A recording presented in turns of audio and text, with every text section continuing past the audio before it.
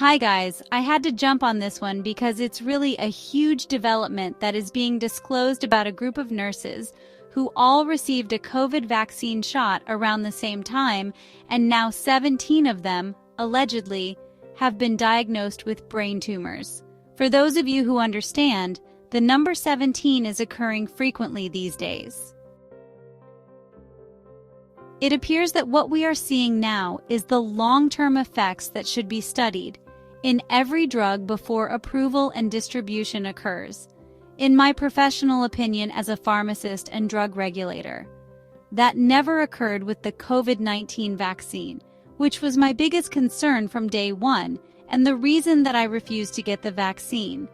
This video will discuss the time frame generally required for drug approval, the time that it took to approve the COVID-19 vaccines, and what the risks of not completing the required studies in FDA approvals.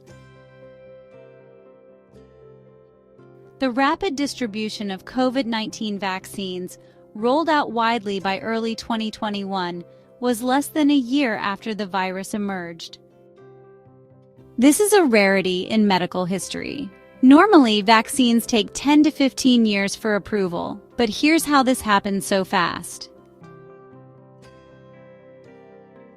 Let's take a moment so that you understand the laws that have been in place for many years to protect us from receiving unsafe or ineffective drugs. The law says that 3 phases of human trials must occur before distribution. Phase 1 trials involve the administration of the subject drug to a small group of 20 to 100 healthy volunteers. These trials are conducted to study safety, not efficacy, and usually last 2 to 3 months. Phase 2 trials study dose and efficacy in about 100 to 500 subjects, including some at higher risk, such as the elderly. The goal of Phase 2 is to refine the dose, confirm safety, and hint at effectiveness, such as antibody production. This phase typically lasts from 6 months to a year. In COVID-19 studies, Phase 1 and Phase 2 trials overlapped for a total of 3 to 4 months, instead of the normally stacked studies which would have taken 8 to 15 months. Next, Phase 3 trials begin efficacy tests and generally last 1 to 3 years in a large population of tens of thousands to hundreds of thousands of patients from diverse populations. The goal is to prove that the vaccine provides 90% protection and to identify side effects. COVID's Phase 3 trials were only 6 months and again overlapped with Phases 1 and 2. So, when you consider that these Phase 3 trials were also stacked, that is another 1 to 4 years. To be clear, the total time for human trials is a minimum of 20 months to 5.25 years. They developed the COVID-19 vax from start to finish in less than a year. That's what AI and the media will tell you, but it gets better regarding what they don't tell you. Human trials are only a small part of the drug approval process, which, as I said, generally takes a minimum of about 10 years. This is because, in addition to proving safety and efficacy in human beings, a drug manufacturer must prove that they can consistently produce the drug with the same stability and bioavailability profiles. So the streamlined, overlapping human studies are only about what happens to the drug inside the body. Bioavailability is how much actually gets into your body of the drug in an active form in the site that it is intended to treat. There is also extensive required documentation regarding the manufacture of the drug. An application for drug approval must also provide stability data for the shelf life of the drug, and this isn't something that you just pull out of a hat. It requires holding on to multiple batches of the drug, often for years, and periodically testing how much of the active ingredient remains stable after years. It's very different for each active ingredient and each formulation of that ingredient. From the time a pill or injection hits your body, a multiple of variable factors such as absorption, distribution, and excretion all come into play. And these variables are determined by other variable factors such as pH, permeability, hydrophilicity, and availability of required enzymes and substrates. It's really complicated, guys, and I want you to understand this and take it into consideration with every medicine or herbal cure that you choose to put into your body. I will give you a timeline for drug approvals designed by the science, and all of these studies were stacked or streamlined according to the official COVID-19 government narrative. Before we continue, help me out by liking this video. Check out my large library of complementary topics and subscribe to my channel and become a member of one of the best communities on YouTube. If you are able, check out my recommended products under the shop button, and I'm always so appreciative of super thanks, which help greatly with channel expenses. So let's check this new anomaly out. There are a variety of studies and validations that must occur before a chemical intervention is believed to be safe and effective. I chose these words very carefully. Note, I said chemical intervention because this includes prescription pharmaceuticals, over-the-counter pharmaceuticals, and vitamins and dietary supplements. Due to the gentler and more patient nature of whole plants, I believe that less stringent studies are required, but it's important to understand that the use of food medicine can also be quite intricate and can have its own inherent dangers. In addition to clarifying that chemical intervention can include food and herbs, please note that I use the language that these studies are necessary to approve a substance believed to be safe and effective. I didn't say proven to be safe because we really can't say that. We can say generally believed to be safe. What has been safe in millions is not necessarily safe for you, depending on a very unique combination of situations and events that are your life. So keep that in mind. When we are talking about medicine, we really don't know anything with absolute certainty, and that practitioners are always practicing in the practice of medicine. Listen to every word carefully, guys. Here's the timeline for approval of chemical intervention that is generally believed to be safe. First, drug discovery takes 2 to 3 years.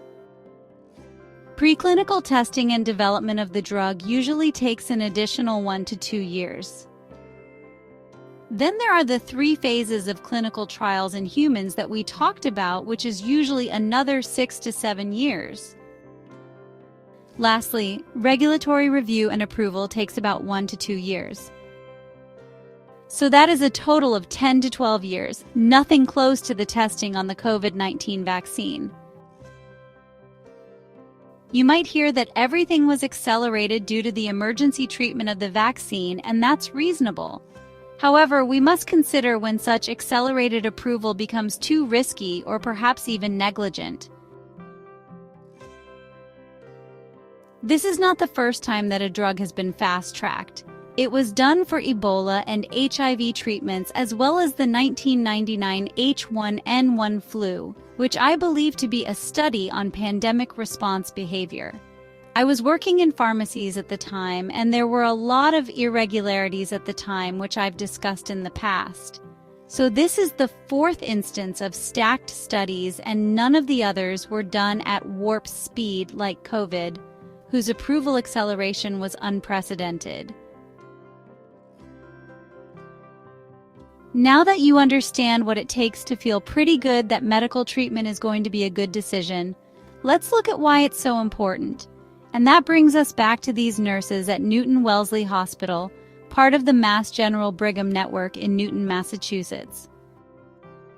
A cluster of brain tumor diagnoses among nurses on the 5th floor maternity ward has sparked concern. Initially reported in late March 2025, the situation gained attention when a nurse told CBS Boston that as many as 10 nurses on her floor had been diagnosed over recent years, with 3 of them requiring surgery. This number grew as more staff came forward, and by April 4th, the Massachusetts Nurses Association indicated that up to 17 individuals were undergoing assessment. The hospital, however, confirmed only 5 cases of benign brain tumors among interviewed staff as of April 4, 2025. Out of 11 fifth-floor employees evaluated since December 2024, 5 had tumors, all non-cancerous. The Massachusetts Nursing Association disputes this, claiming the hospital undercounted by limiting interviews and rushing conclusions, with many more nurses reporting issues. Also, early nurse accounts and ex-posts inferred that some were malignant, so as with many touchy subjects, the official story is different from that of the people involved. No specific records tie the nurses' tumors to the COVID-19 status, but Mass General Brigham mandated COVID-19 vaccines for its 80,000 employees in June 2021, with over 85% vaccinated by October 2021. So the probability that all of the nurses were vaccinated is almost certain. And I'll go one further as an ex-pharmacist that worked in hospitals and sent the vaccines to the hospital units. There is a very good probability that nurses on the same ward received their shot from the same multi-dose vial. A 2024 JAMA study found no increase in tumors post-vaccination, but don't let them make you think that is proof that these aren't related. This is precisely why long-term studies are required and skipping or fast-tracking studies can be risky. The hospital appears to be in damage control mode, denying any link and focusing investigation on environmental risks.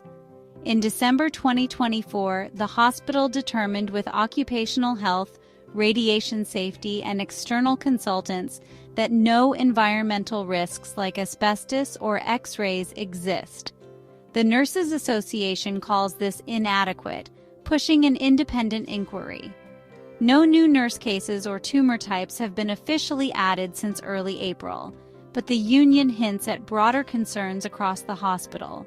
I urge you to look at this as a red flag. It is reasonable to assume that the common administration of the COVID-19 vaccine in this unit should be considered. However, the hospital's asbestos-only probe found nothing, but didn't touch the vaccine elephant in the room. With over 85% of the hospital staff vaxxed and no timeline clarity, dismissing that link without investigation looks suspect and unethical. The hospital and media will tell us that no proof pins it on the shots, but the omission is glaring.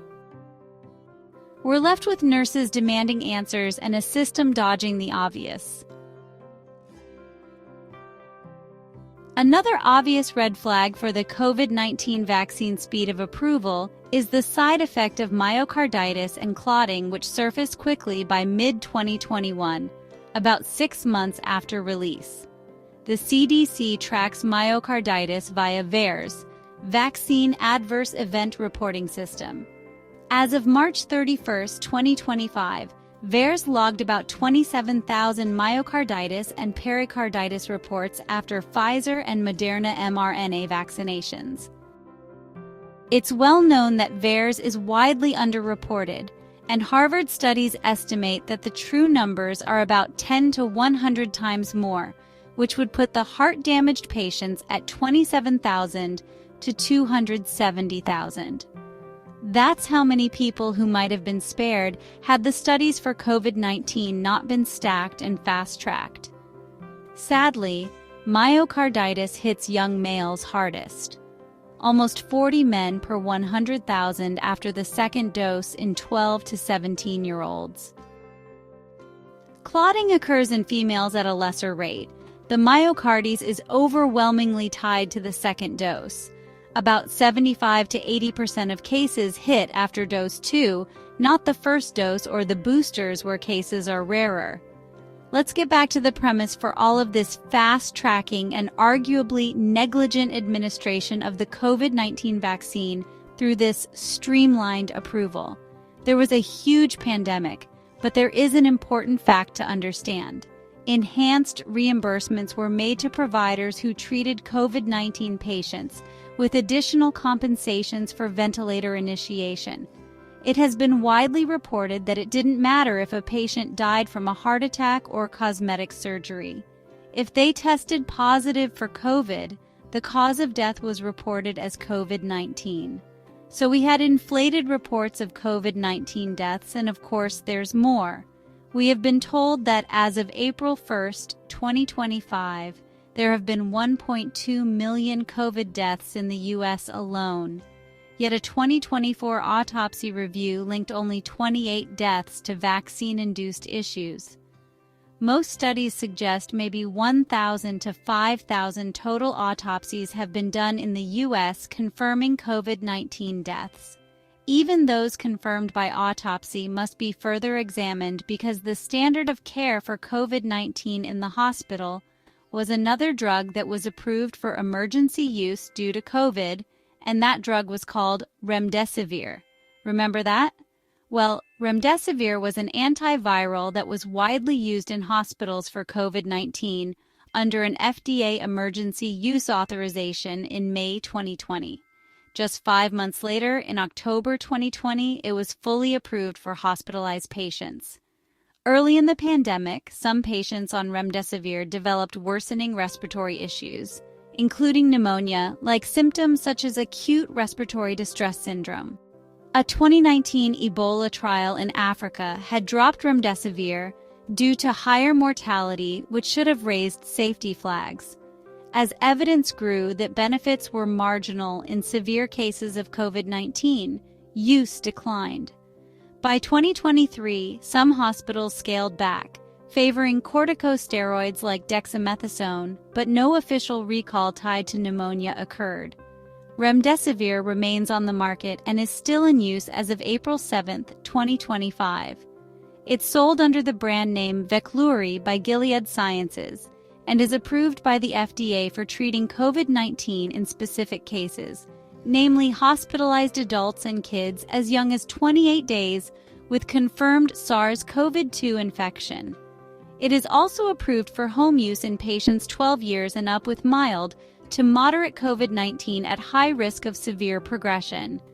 So the trend in drug approval, at least when related to COVID-19, is that drugs were approved in mere months and continue to evade the approval process, even though there is no longer a pandemic and adequate studies could be conducted.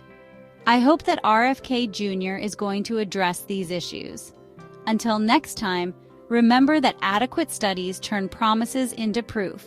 Skip them and you're the guinea pig.